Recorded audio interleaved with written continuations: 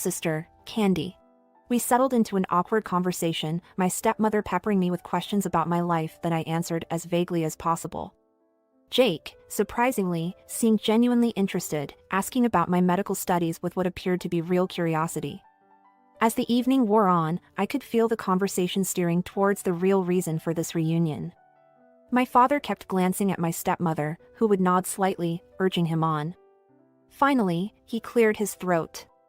"So, Candy," he began, his voice overly casual. "We heard about your windfall." I tensed, waiting for what was coming next. "You know, Lily here is quite the little genius," he continued. "We've been thinking of sending her to this prestigious private school, but, well, it's not cheap." I said nothing, my face carefully blank. My stepmother jumped in. "What your father is trying to say, Candy, is that we could use some help.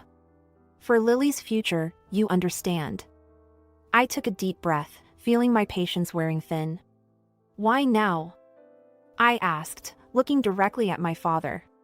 "Why are you only remembering me now that I have money?" The room went deadly silent. Even Lily, who had been playing with her dolls, seemed to sense the tension. My father started to stammer out an excuse, but my stepmother's face suddenly twisted with anger.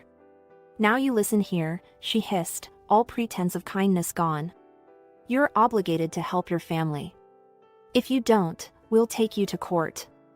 We'll demand our share of that money. You owe us." I couldn't help it, I laughed. "Actually," I said, standing up, "according to the law, you're not my family at all. You abandoned me, remember? Aunt Sarah and Uncle Tom are my legal parents now." As I walked out the door, I heard my stepmother's shrill voice and my father's angry shouts, but I didn't look back. I got into my car and drove away, feeling a mix of emotions, sadness, anger, but mostly relief. In the days following my visits to my birth parents, my phone buzzed incessantly. Calls, texts, and voicemails poured in from both of them, each more desperate than the last. "Candy, please," my mother's voice pleaded in one message. "We're about to lose the house. We'll be on the streets. Don't you care?" My father's approaches ranged from guilt-tripping to outright demands. "After everything we've done for you," one text read, "this is how you repay us?" I let them all go unanswered.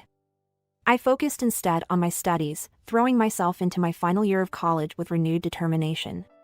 One evening, as I was poring over a particularly complex cardiology textbook, my phone lit up with an unfamiliar number. Hesitantly, I answered. "Hello? Candy? It's Jake. You know, your, stepbrother, I guess?